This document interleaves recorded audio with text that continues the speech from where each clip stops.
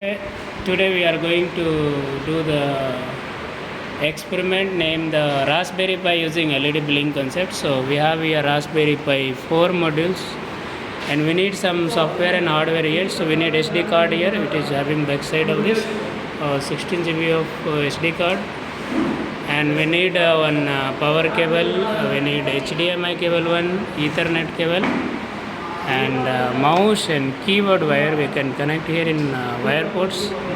Apart from that, we need OS which is in our SD card. So we have to open the terminal. Okay, so opening the terminal, it will show in our system how to be set. Okay, and then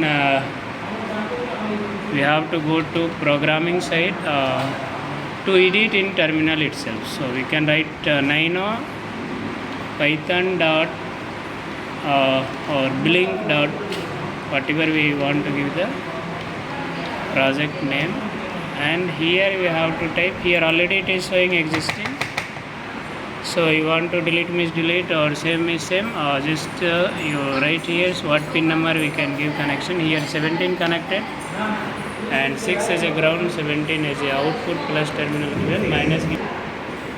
So here we have 6 number as a ground, 11 as a plus terminal, so plus minus we can connect.